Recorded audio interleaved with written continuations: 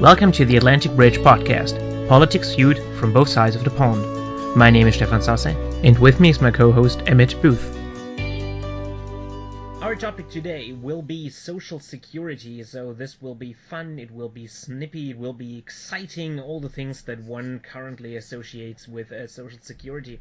And we thought this today will be a little bit more of a, let's say, a little bit more theoretical, academical discussion, because obviously if we are going to compare social security in the United States and in Germany, it necessitates that we inform ourselves on our respective systems first. And as we have found out, when we talk to each other right now, I don't know terribly much about the American system. Emmet doesn't know terribly much about the German system, so we are going to educate ourselves with you, our listeners. So we hope this will be interesting for you. And without further ado, let's kick off the discussion with the German welfare state. So brace yourselves, this is going to be a little bit of a monologue. So I'm looking forward to it. Tell me what you got over there. So the German welfare state is actually the oldest in the industrialized world. We were the first inventors of the social security system. And in a move that seems a little bit strange today, it was the conservatives who came up with it. To be precise, it was Bismarck, the very large, looming founding figure of modern Germany, you know, he of blood and steel.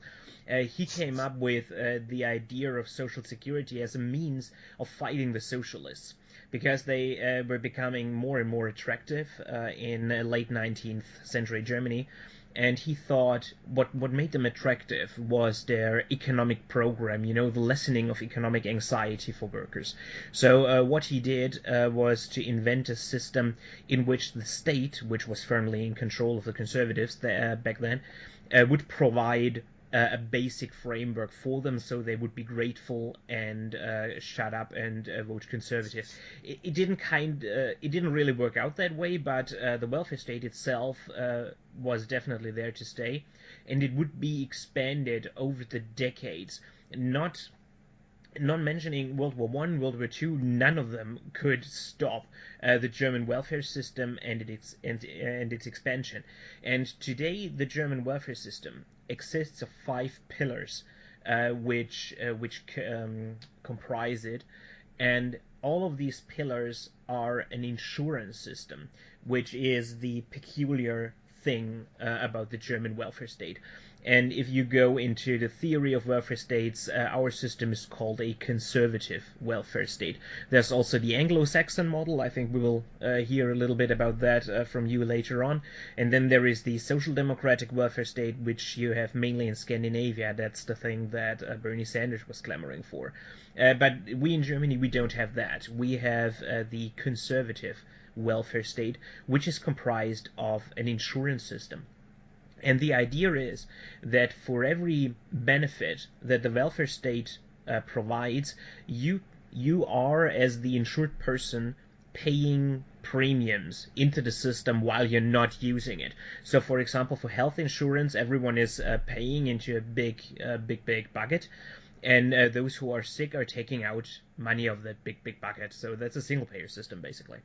And of course, it is a rather dubious proposition to say that everyone can pay the amount that would be necessary to cover all their costs. I mean, you know from the United States discussion that healthcare plans are very expensive. So what the German welfare state is doing is to establish a parity. And in principle, 50% of the premiums in each of the 5 pillars are paid by the employer, and 50% are paid by the employee. So in the final analysis, this doesn't make that big of a difference, because that means that our official wages are a little bit lower than they could be, because employers always have to add the premiums into their calculations. But this is the thing, how it was built up to be. So if from my healthcare plan, my employer is paying half of my pension plan, my employer's paying half, and in principle, each and every one is on the same plan. So we have these so-called I don't know how to really translate this. Our insurance agencies, they are the gesetzliche Krankenversicherung, which means like a public insurance system in which you have several firms that are offering insurance, but they are all working within a very tight framework. But in the United States you have the basic covering, what you have to cover. It is mandated by law, and it is very complex and very fine-tuned over the decades now. And there are small differences in the firms that are offering it, but they are minuscule. And then there is also a private insurance market, but it is pretty small. It's at best 10% of the whole pie. I would think less. Something in that ballpark. And then you have the pension system, which works similarly. An insurance premium is deducted from your wages and goes into the big bucket of the pension system, which is by far the most expensive program that we have in Germany. And that's also in the constant discussion, because it's really expensive, and the demographic factor is pressing down on it. I guess we will talk about that later on. And the other half of the premium you have goes in from the employer, and in that way you are building up so-called points. And those points, when you finally become a pensioner, there will be a certain key after which it is determined what each point is worth in monthly pensions. So, for example, if you have 40 pension points accumulated over the years, and every pension point is worth, let's say, 50 euros, you would get, am I now right, 2,000 per month, which would be, of course, pretty high, but just as an example. And if this pension system does not suffice to pay you a pension on which you can actually survive, the state gets in and provides the rest, up to a number of around 1,200 euros a month or something, is basically the floor that you cannot fall under if you use all the systems available. Then we also have an accidental insurance, so if you get hurt on the job or maimed or whatever, then this comes in, but it's pretty small. Then we have an unemployment insurance, which has been downgraded considerably in the last 20 years to save costs, but which still provides for you if you're out of a job. That is a pretty complex system that I would go in detail later. And then we have the smallest pillar is for the elderly who need to be treated in some capacity. So if the family can't provide that, then this is getting in. And it is pretty small, but it is fast growing because of the aging of the general population, and it will become a problem later on. At least experts agree on that, unless we're saved by robots from Japan or whatever. And in Germany we have a constant discussion about how high the premiums should be, how high the entitlements should be, how much the employers should pay. There have been some shifts, for example, in healthcare and in the pension system. The employees are now paying a little bit more, like 0.5% or something, than the employers. But in the whole of Germany, there is a consensus through all parties and through the whole of the population that the welfare state in general needs to be preserved. We do not have any party that is in favor of dismantling it or privatizing it, which is important for our interior politics. Nothing like the Republicans, who would like to go, privatize Medicare. If you tried this in Germany, that would be the death wish of any political party, and we don't really have that. So that is the basics, in as basic as I can get them. Now you are allowed to chime in with questions. So well, I was going to ask about the politics of it, because I know the basic outline of the history and function of Social Security in the United States, as we'll get into. But what is always interesting most about it is how it gets used as a political football and how that's changed over time as the program has changed. So I want to ask, I understand the party consensus against the kind of dismantling the Republicans have in mind, but has it ever been used as a political football, as like a stand-in for other issues, like as a way to get at a group or as a way to like take advantage of some unrest or budgetary battles? Like, is it sacred enough that it can't enter into discussion even in that rhetorical way as a bludgeon? Or is it that kind of off limits politically? It's not like it's totally off limits to try to kick out certain entitlements or stuff like that. We had a fair share of cuts into Social Security in the last 20 years, but the system in general is not up for debate. So you couldn't say like the refugee crisis is so expensive that we have to privatize Social Security, for example. You couldn't do that.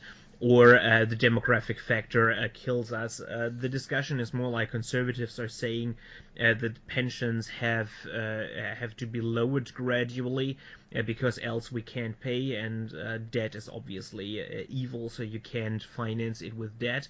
While the Social Democrats are a little bit more open to raise the premiums, which are already pretty high. So if that is something that I haven't mentioned yet. If I take my monthly wage sheet thing, where I can see what I got in that month and what is all deducted, I'm paying as much Social Security premiums as I pay taxes. It's pretty much the same amount. So I'm not paying that much taxes because most people in Germany don't pay that much, that high in income tax. My income tax rate is around 24%. And you can imagine another 24% going off for Social Security, which you might regard as pretty high. But Yes, on indeed. the other hand, I'm paying around $500 for health insurance alone per month. But this covers pretty much everything I could have. It covers my children, and if my wife wouldn't work on her own, it would also cover her. And then I also get the pension thing, which is pretty okay. My current in Germany, every 5 years you get a letter from the pension agency telling you what currently you would get out of it, and I'm currently getting like 1.8 or 1.9 k per month. So that's pretty okay, right? For all those things, and it is also it's also safe because it all goes into a state-run system.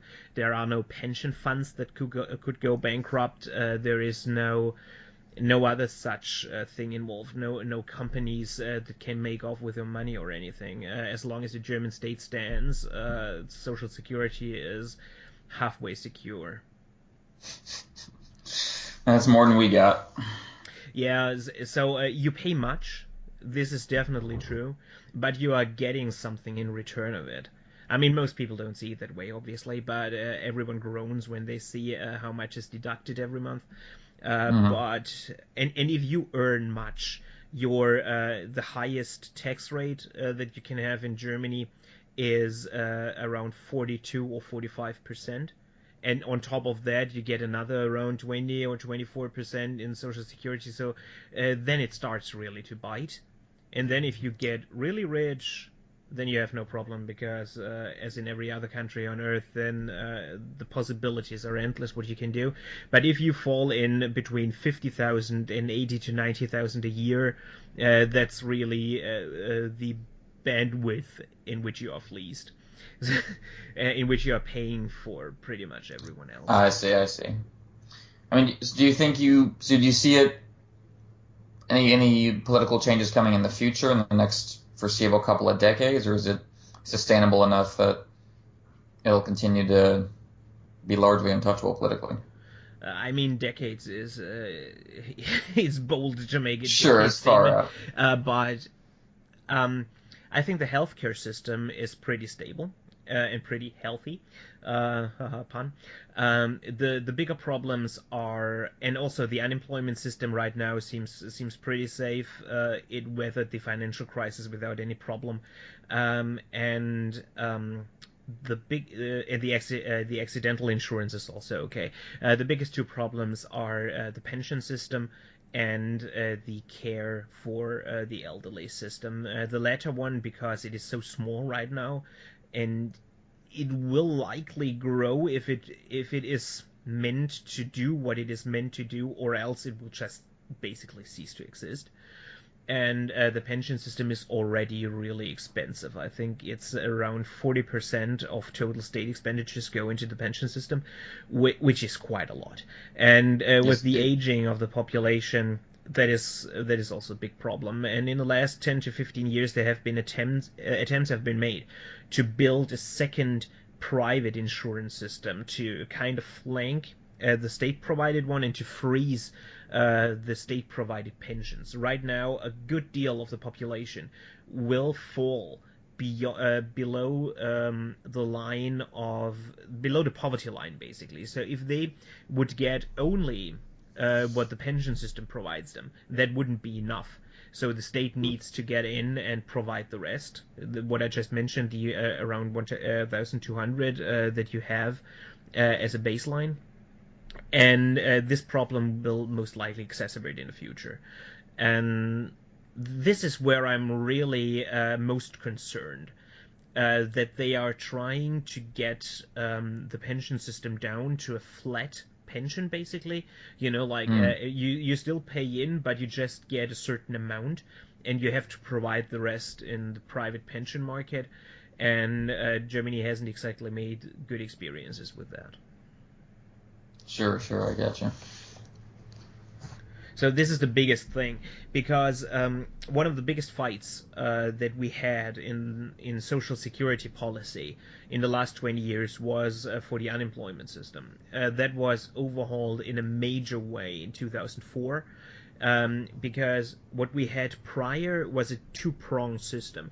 You had the unemployment insurance, which provided you with around 60 to 67% of your last wages in infinity, and we had the how do you call it, like social security, basically. It was a help for everyone who fell out of that system, because one of the major construction pieces of the German welfare state is that the people paying in do need to have a job, and a good paying job at that, because those premiums are only deducted from your wages if you earn a certain amount in a certain kind of job. You need to have a so-called premium-bound job, basically. So if you are working part-time, it is likely you don't pay in, or you don't pay much. If you work in a very small job, you are not paying in at all.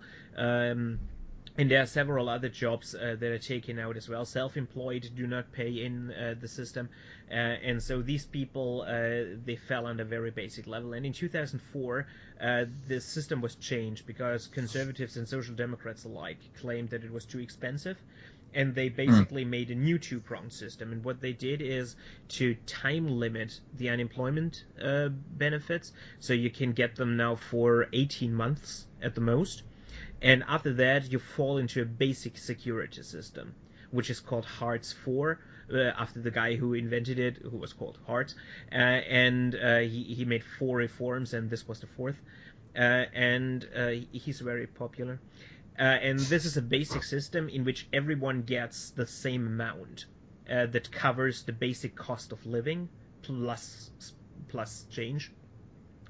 And this has been the source of major political unrest in Germany, because people who have paid in quite a lot are still getting the same amount as people who have never paid a cent, which injures the fairness feeling that many people have. And I see the same thing coming for the pension system, which I really am not looking forward to. No, that sounds like it could be a devastating tension. I mean, I'm always interested to see the split along potentially generational lines, but again, just how that reflects larger, ravages going on in the society. I mean, not to get lofty about it, but caring for the elderly and spending your resources on shielding them in their old age is a really, really old human tradition. Goes well back to, of course, before the advent of the modern welfare state. So it's interesting to see where attacks on it come out of budgetary concern or attacks, really come out of a very radical attack on the social contract. Because, it's easy to get those politics blurred between people who just see it as an out of control money train versus people who are really trying to cut people off completely. And that's, obviously more the case we have here increasingly with the Republican Party, but so often they use purely budgetary concerns as just a guise to cover that up. Yeah. I mean, I don't want to sound too negative. It's not like the last 20 years only saw reductions in the welfare state. When conservatives came in power in 2005, they actually increased the welfare state by a fair amount. In 2007, one of the biggest expansions since the 1970s was made, and it was followed up in, I think, 2010. And these new entitlements that were created are going to parents, because in the discussion in Germany, especially in the mid 2000s, the most important thing was that women who are in career trajectories, like that are on track to become a CEO or some other boss role, or professors at universities or what have you, their birth rates were incredibly low compared to, for example, women who are sitting at a Walmart counter. So what the state did was to create a new system that paid women who dropped out of their job for a limited amount of time a certain amount of their wages. So we have maternity leave for quite some time. If you are pregnant as a woman in Germany, a few weeks before you're delivering the child and a few weeks afterward, you get 100% pay, and you don't need to work anymore. It's like 12 weeks total. I think 8 after, 4 before, something like that.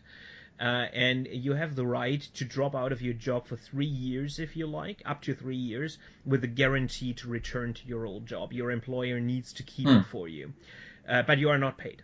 But you can make that pause. And in 2007, they expanded that system, and they said for up to 12 months, the state pays you 67% of your last wage. It is capped at 1,800 per month, but still, and it has a lower floor of 300 per month. And in that time, if you stay at home, you get this. And if both parents are taking the system and sharing these months, you can get it up to 14 months. That was made to entice fathers to take some time with the kids too, and not to load it all on the women. And the system was expanded a little bit in 2010 when they also made a new entitlement for women who didn't give their children in daycare. Because we now have a daycare guarantee. The state guarantees you that you can find a place in daycare for your kid. And if you don't take it, you get, I guess, 100 or something a month just as a fee. So, Sure, okay. Because you're caring for it at home. So we have expanded the welfare state quite a bit for parents, for young parents and for kids, which is, I guess, interesting. And it benefits mostly the middle classes, not so much the lower classes and the working classes. But that's conservatives at work right there. Sure, I get you, of course. There was, again, you get into this blurred line where you have certain programs have donut holes or just people left out in them because of problems, either was it that was the amount of you could get done at the time, or was it deliberately sabotaged later? And you have these programs that are ideally designed to expand and change and grow with the society they benefit, but then the politics around it become really calcified, and then it leads just to people purely wanting to hack it across the board, which is highly unfortunate. I pretty much like our system. Solid. I think it works fairly well. It's not like you can't improve on it or anything, or that it has cracks and gaps through which people can fall, and like it's very expensive, obviously. But for me, I'm of the opinion that the times in which we can rely on the bigger family, to take to take care of each other. Like if you are sick, you are going to be taken care of by someone who is at home, and the kids are with grandma, and all that kind of stuff. These times are over. Because Oh, of course. I mean, that's why we have a welfare state, yes, because yes, but that's I mean insufficient. we Yeah, had the welfare state fairly before. Like in Germany, it's 19th century, the end of the 19th century, sure, sure. and it is only 30 or 40 years since a significant number of women is really moving aggressively into the workforce, not only part-time, but really with a career trajectory and all of that. And then people are moving much farther away from their families, as they did earlier times, and all of that leads to a concentration on the nuclear family, in which both parents are working, which means you cannot, without an alternative system in place, in any capacity, care for children on the one hand and for the elderly and of course the sick on the other hand. You need to push this thing that was done by families in the olden times. It needs to be pushed into the public sphere. It needs to be done by the whole of society, and the burden of it needs to be loaded on the whole of society, because the persons who are directly afflicted by it cannot take it. That is impossible. If I had to pay the real cost of daycare for my children, I would be bankrupt. Right? My children are in daycare, so it gets a little bit personal here, but just as an example, I have two children, and both of them are in daycare 5 days a week for 10 hours a day. I bring them at 7 a.m. in the morning, and I get them at 5 p.m. in the evening, because my wife and I, we are both working full-time in pretty demanding jobs. So, and I'm paying around 400 euros a month for both of them, including not only the care but also the meals that they get there and all of it. Of course, that's not realistic. It is not like this would cover the cost in any way, because No, of course. the law says for each of 3 children in the daycare facility there needs to be one employee who takes care of them. So you can't Yeah, that pay adds that up. with that kind of money. That's impossible. So this has to come out of taxes and stuff. And the same is true for the elderly. My 500 euros a month in healthcare premiums would never suffice to pay for what the elderly are using up. But I'm not using 500 euros a month. So my 500 now are basically used to pay for what the elderly use, and I am relying on people 30 years down the line to do the same for me. And I think this is the only viable way. You don't need to do it in the exact organizational way that we do it, but in some way you need to do it. I mean, if I hear conservatives in the United States talking about freedom and how the family needs to do all this, I'm always like, this is totally unrealistic. How should this work? I mean, it is okay if you live in the town of your birth and there are uncles and aunts and grandmas and grandparents, and all of this is available. It takes a village, don't you know? Yes. And if everyone has the time, and maybe you have the community and the church, but if you don't have this, you are screwed. And in that Right, and case, all of that isn't going to help if you have a strange, rare form of cancer. I mean, it's not, and this is, we can probably seg into talking about the American Social Security system from here. It's a front. It's a cynical use of the family values patina, the facade, to do what they want, which is loot it, basically. And that's that dynamic as it's developed in the United States has been interesting to watch. So for me, the Social Security system in America is a great microcosm of how our politics have kind of gone from the New Deal forward, both in terms of how it started, how it expanded, how the politics around it shifted, why the politics around it have shifted, and kind of where we've ended up with it now. Where we have this bizarre situation where Social Security is probably, other than the military, the most popular part of the government, and yet we've arranged all these mechanisms to put it under threat completely unnecessarily. The problems with Social Security in the United States are ones of political will and intent. It is not a budgetary problem. It is not a resource problem. We can manage it. There are changes that need to be made, but we've made massive changes to this program throughout its history because we needed to and wanted to. We just didn't always have Paul Ryan sitting there like a malign tumor in the middle of Congress actively trying to make it worse. But yeah, so when we talk about Social Security, we're talking about a bunch of programs under the umbrella of the Social Security Administration. That includes federal retirement program. That includes survivors. That includes disability insurance. It includes a program called Temporary Assistance for Needy Families, which is based welfare payments. It includes Medicare and Medicaid. Medicare, the general. Obviously, everyone knows this, but just to say, Medicare general health insurance for the aged, older people and disabled people. Medicaid is grants to states for poor people.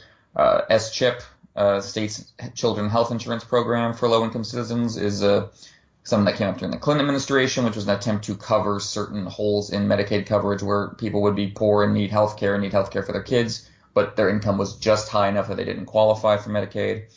And it includes the Supplemental Security Income Program, which is a payout especially to low-income, older, and disabled people. So a lot of programs that have developed under this administration, which came from the single act of the Social Security Act signed by FDR. And that was in response to specifically a gigantic wave of unemployment and poverty among the elderly during the Great Depression. And this is really where you saw, the Republicans are to a certain extent making up the whole band the family together and that's how you take care of people thing. But, to the extent that was the model in modern 20th century America, the Great Depression broke it for a lot of people because there was no income stream coming into a huge, disproportionate, rippling effect number of families.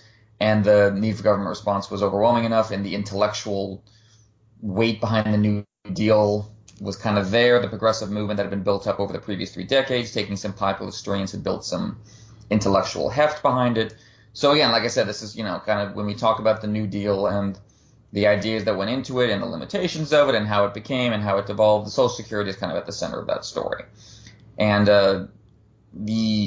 one of the main things to note about it, especially for me in terms of what I'm interested about its history, is how stingy it was initially and how especially designed it was to keep as many black people and women out of receiving benefits as was possible. And this was to a large degree the way it got through Congress, and that is, again, representative of a lot of the kind of finessing the Democratic Party had to do in that age, of massive congressional majorities, but also a huge Southern wing that was on board with using government resources to benefit their people in the kind of direct, old school Congress way that Congress got that thing built for my town way. But there's the line, I'm trying to remember from what senator said it to who. It's a silly line. Yeah, it was okay. So in the Senate Finance Committee on the Social Security Act, of course, the big controversy, even when it was proposed, even when the initial program of supplemental insurance and retirement insurance in the 1930s was proposed, the worry that it would reduce the labor force and dampen the incentive to work. And so one senator from Oklahoma asked the Secretary of Labor, "Isn't this socialism?" And she said that it was not. Then he continued, "Isn't this a teeny wee bit of socialism?" And that for me exemplifies what Social Security has become in the debate, where it's treated not as a sane, successful, absolutely necessary social insurance program in the modern age, but a Trojan horse for the government taking over the economy.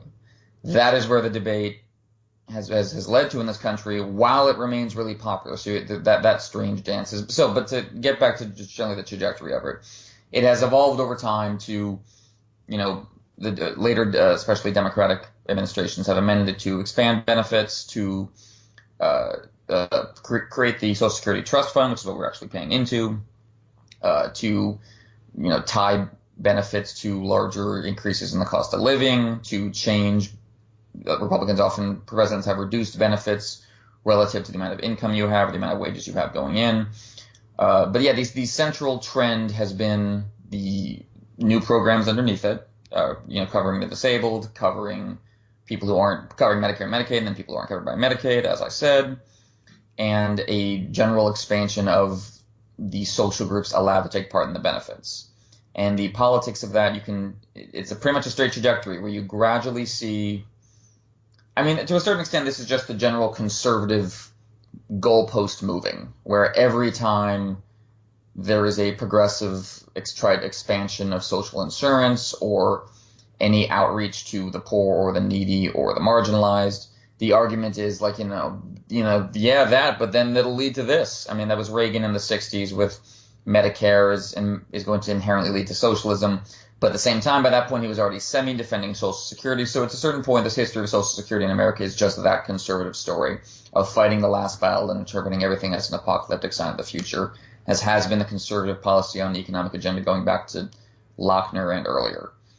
But with Social Security in particular, it's a difficult fight for them because their voting base increasingly depends on it. And that's another weird part of the dynamic in the American system, is that the party that has consistently tried to reduce Social Security benefits or reduce who gets them or badmouth them in the public sphere or say Social Security is out of control or is destroying our budget, or that party, its base is the elderly, who draw the majority of Social Security benefits, who draw, as in Germany, disproportionate to the amount they paid in, because they're the ones who need that medical care, that money right now.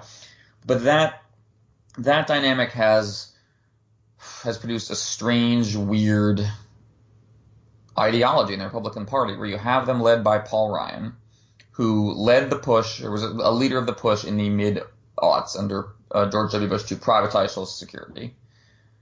He's the leader of a party that, reacts furiously about their benefits and the worry that their tax monies are going to the undeserving. And how he's managed that dance is basically by, never having to be called on the floor and never having to actually, he knows his budgets wouldn't be signed under Obama. And when they tried under Bush, it collapsed. So again, as I said, the problem with Social Security is purely one of political execution and implementation at this point. We're absolutely facing squeezes in terms of population. Retirement insurance is the most difficult part of the Social Security tendrils that I named there. Everything else is really thoroughly sustainable. I mean, the welfare program rose during the Obama years naturally because we were facing recession and has come down steadily and is never terribly expensive. Medicaid has the problem that all state block grants do, but, the expansion under Obamacare is probably one of the best parts of the Affordable Care Act. Really, the issue is that the Republicans in tying themselves in these knots to try to both be a party that wants to reduce those benefits or wants to farm those benefits through banks and other private companies, how they sell that to their base when that's the thing their base likes the least about the Republican Party. And yeah, so it's that political conundrum is what makes our fights over social insurance fairly unique in the Western world, I would say.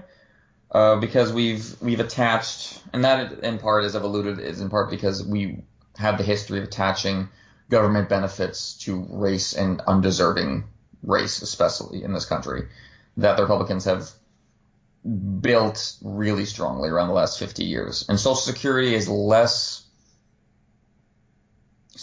has survived that stigma more than many other government programs, I would say.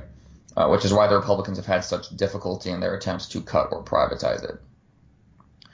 But the mechanics of it are perfectly sound. We pay, you mentioned you have half payroll tax from the employer, then half directly supplied by employer with similar system here, Social Security payroll taxes. The biggest functional problem with Social Security is that we cap is the income cap in terms of past a certain point of your income, you're no longer subject to the payroll tax. If you make more than $100,000 a year, all income past that is no longer taxed. A dime of it is not even taxed for Social Security. If we lifted that cap alone, that would flood the Social Security trust fund for the next couple of decades. Oh, we have the same thing.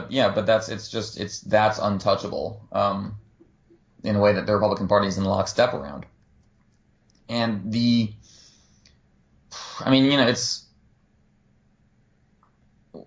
also a sign of a dysfunction on the Democrat side, though, that they haven't more consistently capitalized on it. They capitalized on it really strong in 2005. I think I've said this before on the show that, people point to Hurricane Katrina or the ongoing news of Iraq is the moment it all fell apart for the George W. Bush administration. But if you look at where his approval ratings really collapsed, it was right after his second term started when him and Paul Ryan led a big congressional push to privatize Social Security. And the Democrats functioned in lockstep against him in probably the most cohesive and effective act of party resistance we've seen from them in living memory. It was perfectly done and executed at all wings of the party. Everyone was on board. Everyone in Congress was on board. The argument was specific. We knew who we were taking it to. We know which Republicans we could take it to.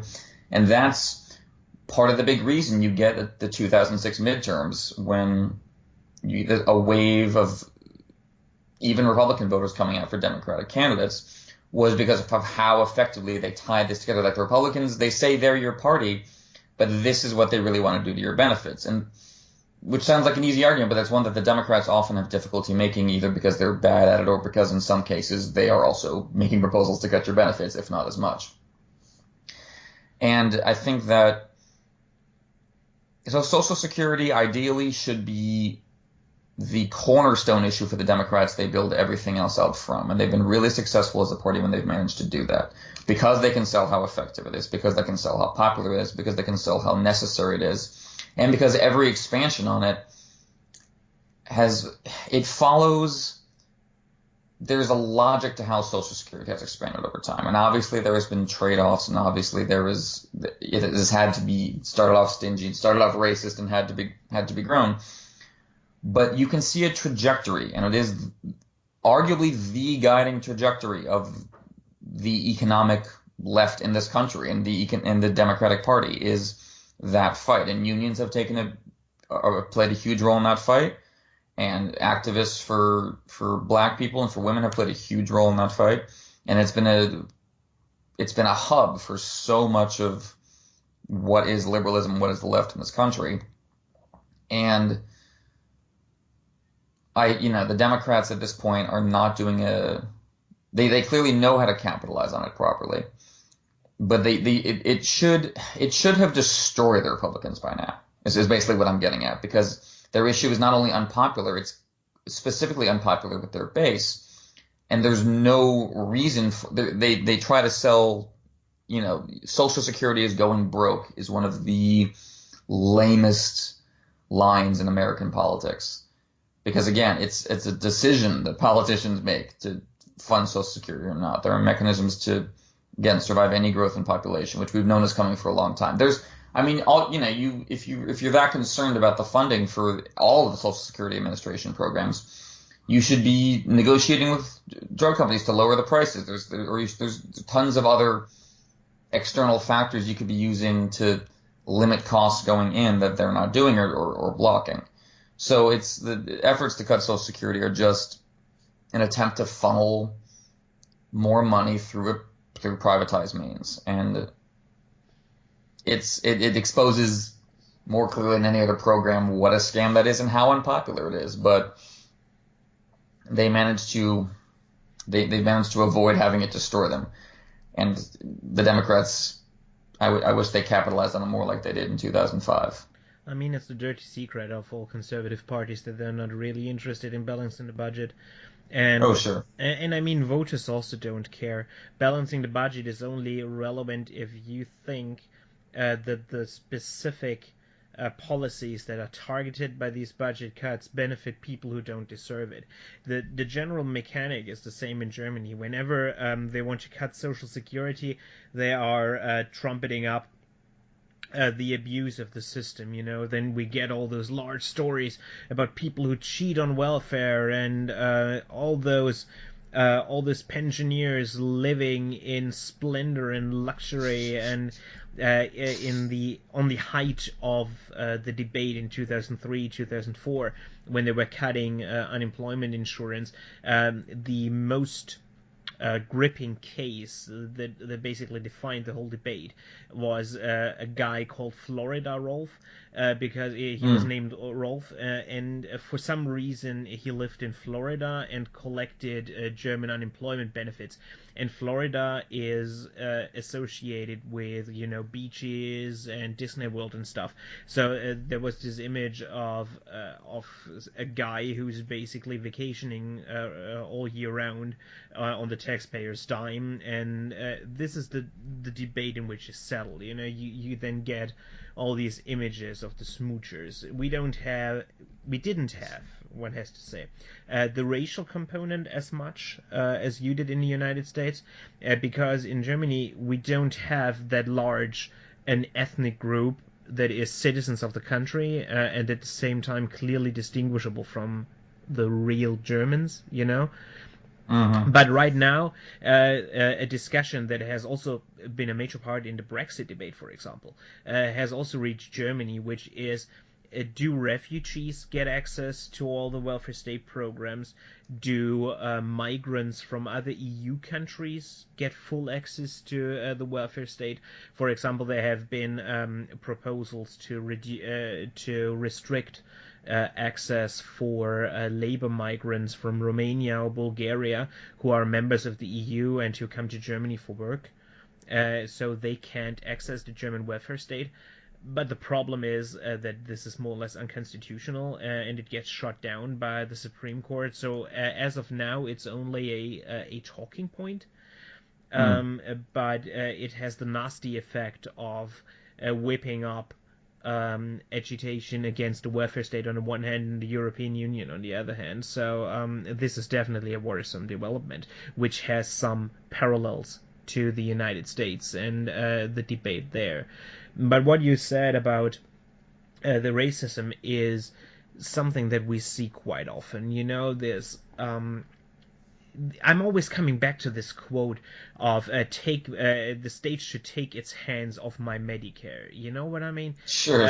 Because people do not conflate Social Security with what they get. Because if they get it, they deserve it. Then it's a program they have earned, which is especially pronounced in Germany because it's an insurance system. So if I, for example, get unemployed and I get unemployment benefits, I earned them because I paid into it. It's all those other moochers who got them without paying into them, and this is why it needs to be cut for those people. It's impossible to cut it only for those people, so you end up cutting it for all, but explain that to average Joe, you know what I mean? That's so deep into policy details that most people cannot even begin to be troubled with that kind of stuff. But these are the sentiments that conservatives in all countries can easily whip up, and there is this cognitive dissonance, this disconnect between the social security system as a whole and the parts that benefit you specifically, on the other hand. So if you have unemployment benefits for poor people or helping programs, food stamps, for example, is one major problem. Food stamps and Medicaid, they are different planets. Like the 56-year-old Alabama guy who just lost his job and it now gets, what is it, Medicaid or Medicare? One of the two.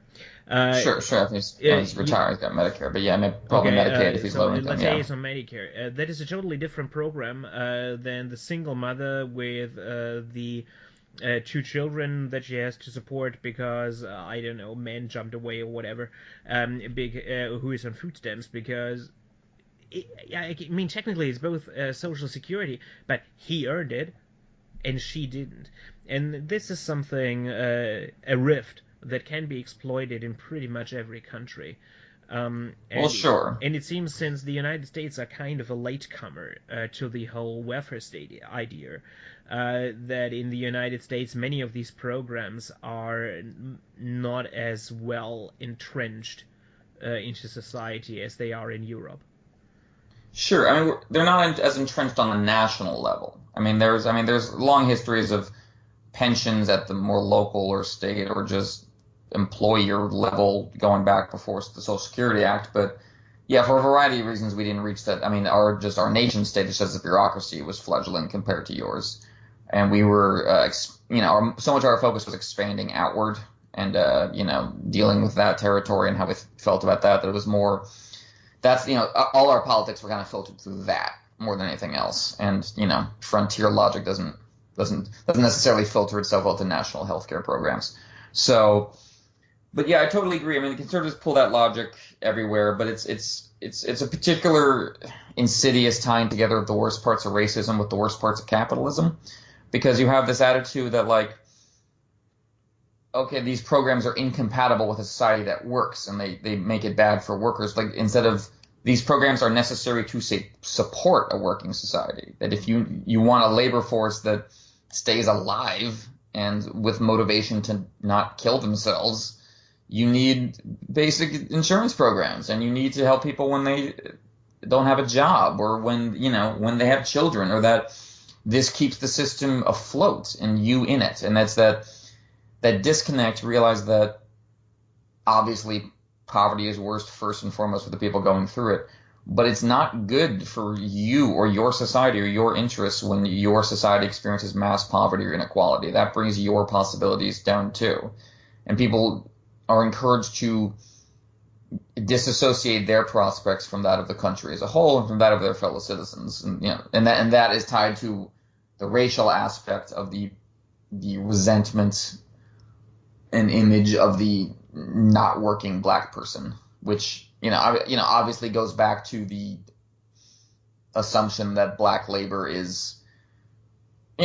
belongs to us and that we get to kind of dictate how it works, and so there's a lot, of course, insidious myths there. But yeah, it is, and that's what makes it such a powerful, pernicious myth, is because it's both. So if you talk about it just racially, people say it's not racism, it's just that's capitalism. That's what I believe. And if you just talk about it purely as capitalism, you'll get people who will agree with you on that count, but are driven by the racial motivation, so it doesn't matter. So that's what makes the politics so thorny around this. And that's, again, like I've said, if you zoom out, that's a microcosm of what happened with the New Deal as a whole. And that's why we have the political parties that we have in this country today, is because the Republicans realized, social benefits are really popular, and the government insurance is really popular. The way we can make this less popular is if we frame this as the Democrats taking workers' money away and giving it to layabouts. If we can make that the moral outrage and play on the racial images there, then we can, because the Republicans are scared to death of the Democrats making the argument that, yeah, this is what workers need and that this is the support that everyone needs. So the Republicans have to frame it as workers versus layabouts, not because that's actually the case or reflects the financial interest or is really what they believe, but because that's the only way to cut it. And it's not just that the Republicans need to cut Social Security.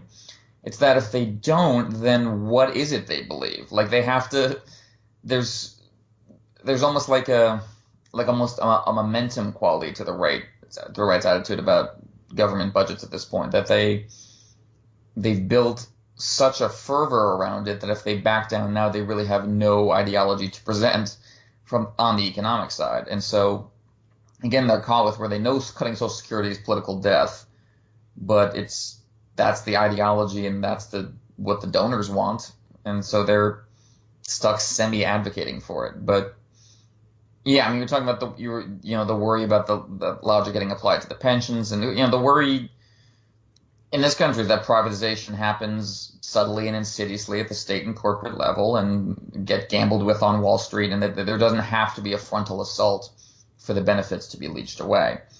And the Republicans have learned that about a lot of Democratic policies and a lot of the welfare state, that you don't have to have the big, I mean, Paul Ryan wants this, but you don't have to have the big legislation that kills all of it. That a death by 1,000 cuts is really effective against the welfare state, because your aim is not just to tear it down, your aim is to delegitimize it and make it look bad and make it look wrong and make it look not only that it's not working, but that it's a distortion and shouldn't be there in the first place. Instead of, that the welfare state is central and necessary, and not just, that obviously obviously the most important factor of it is mercy and that people need to live and that this is good and important. But also that if you really do want to have a capitalist society, you need a welfare state. And, the Republicans either don't realize that or just are trying to loot the bank while they can because there's no other possible incentive driving this policy. Yeah, I really want to emphasize that the welfare state really is long past the point where it is about mercy or about this immediate relief thing. If I hear Sure. Republicans talking, it always seems like their conception of a welfare state, especially when they go to your community and your church and they cook you a meal or whatever. This is not what the welfare state is about. That's a very good point. We are, at least in Europe, we have long been past the point where it is just about making sure you are surviving.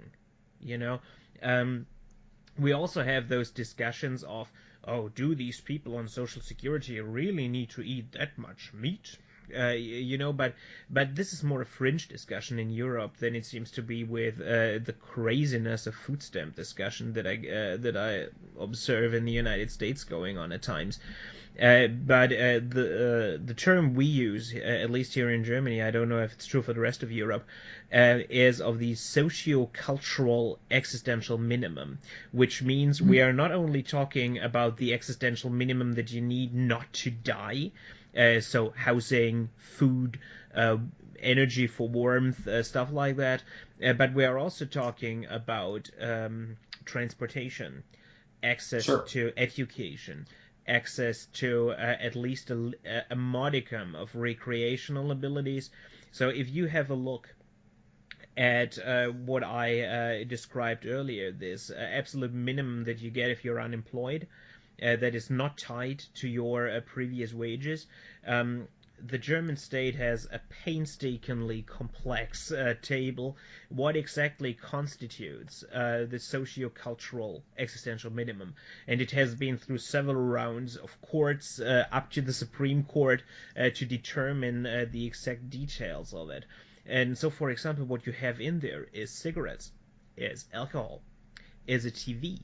If you are on Social Security and your washing machine breaks down and you don't have the money for a new one, there are programs you can access to get a new one. Same if your car breaks down, because if you have Social Security, you can never ever afford to pay the repairs of a car. And if you don't have a car, you can't get a job.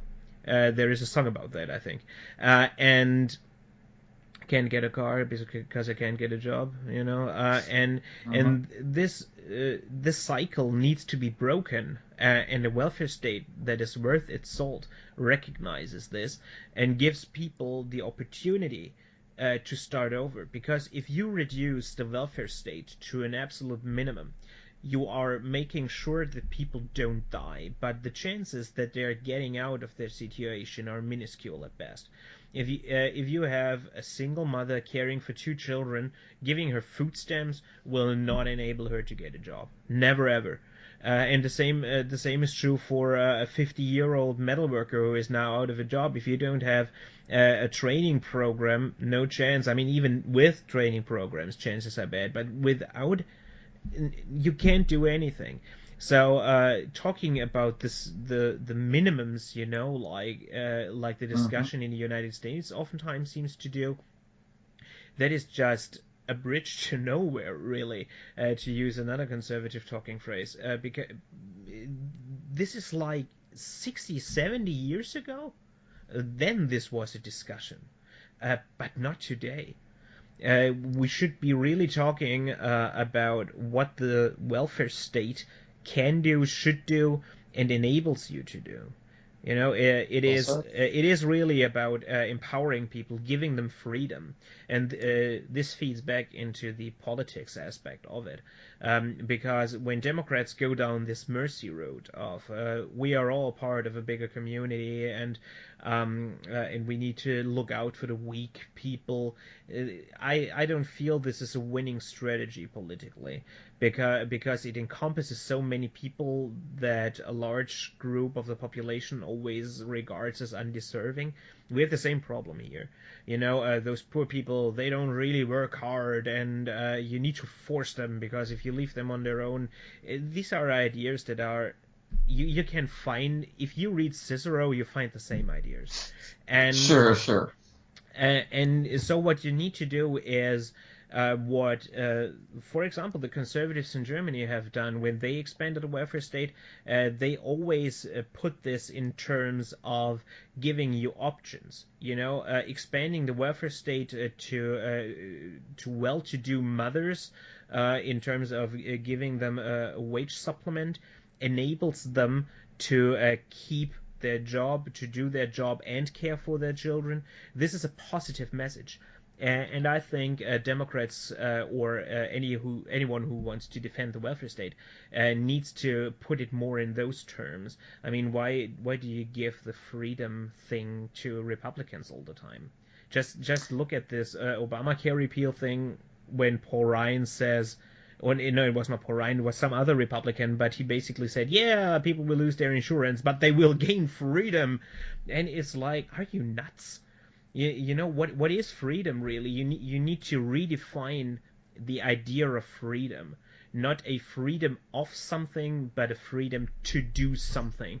And the welfare state plays a pivotal role there. And a freedom from something, which is where you get back to FDR's four freedoms. And, freedom from want and from fear were two of those basic fundamental freedoms. And I completely agree with everything you said there.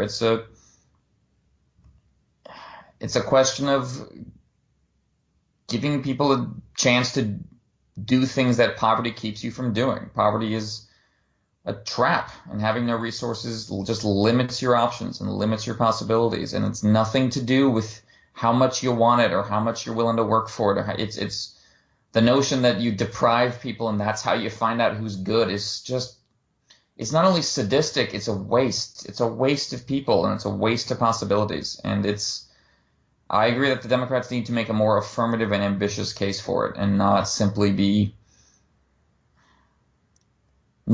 just pointing to the fact that the Republicans want to just leave you with nothing. That's absolutely true. But the Democrats need to, I agree, do a better job than just say, we're trying to keep people alive. And there has to be again, like I've said, part of what I find so valuable about Social Security is that it fits into a trajectory. You can see an argument, you can see where this goes, and the Democrats are kind of losing. Obama had a lot of that, but didn't necessarily translate to the rest of the party well. A sense of trajectory and where we're going and why we're doing this.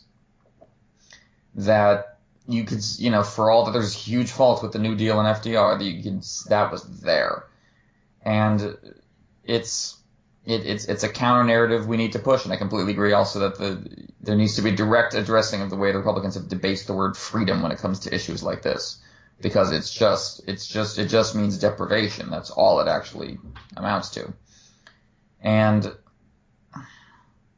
I hope the Democrats are up to that particular challenge. I mean, it's not like you can't do that. You look to Great Britain, for example. This isn't Sure. one of the European countries that has the best welfare state of all, but they also have a single-payer healthcare system, the NHS. And when the London Olympics were in 2010, I think it was 2012, there was a conservative government at the time. And in the opening ceremony of the Olympic Games, they celebrated the existence of the NHS. So it's not like this is incompatible, and you wouldn't accuse James Cameron of being a socialist, So you definitely can put these in without resorting to Randian extremism like Paul Ryan. Absolutely, but I mean, you also have during the Brexit thing, wasn't there one of the big arguments was, we're going to take away all the NHS benefits. It's like £30 million from the migrants or refugees or whatever, and give it back to you. And then after the election, they we don't have the capacity to make that happen. Yeah, exactly. But the people. But the thing is, if they don't, we have to make them suffer for that on an electoral matter. And I feel like we're not doing as good a job of that as we could be, because again, the position is so contradictory and so unpopular. I wish. wish we were better at reflecting that. I mean, in some ways, Paul Ryan makes it easy. In some ways, he's very good at obscuring it. But what you need and, is I agree. There's no necessary. It's come back to again to what I've been saying throughout. There's no problem here you can't solve politically. The base issue is not broken at all. No, what you need is a narrative. That Exactly. is what progressives are missing all over the world. If you look at the United States, if you look at Europe, I think Canada is currently trying to figure it out with Justin Trudeau a little bit, because Yes, putting a nice face on it always helps.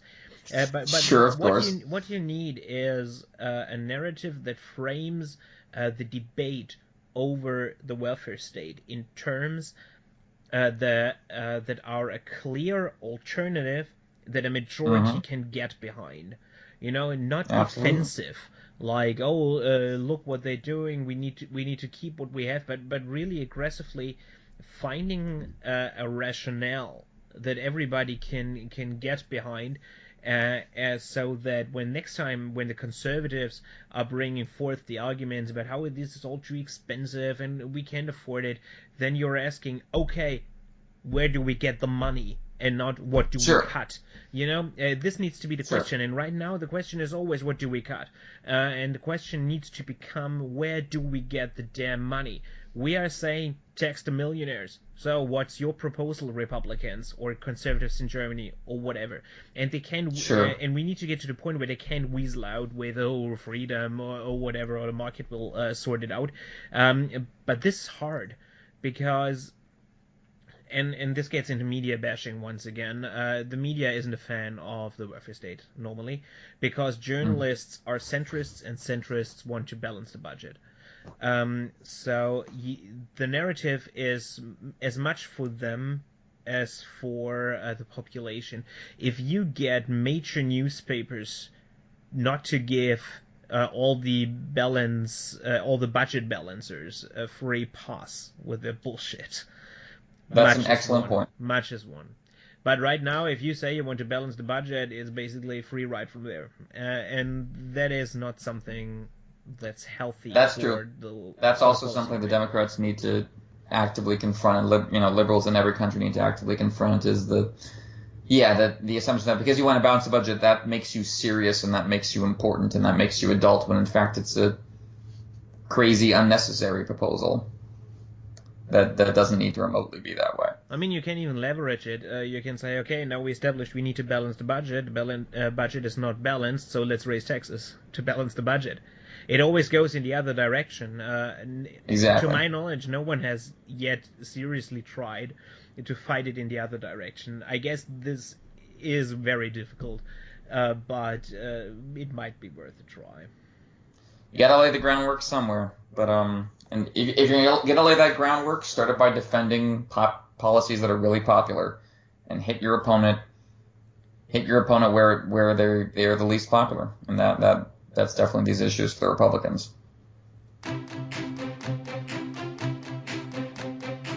You have been listening to The Atlantic Bridge, a podcast about politics viewed from both sides of the pond, with Emmett Booth and Stefan Sauce. New episodes out every fortnight on Friday. You can find us on Tumblr and YouTube, and on our own personal sites at poorquentin.tumblr.com and deliberationdaily.de. Thanks for listening.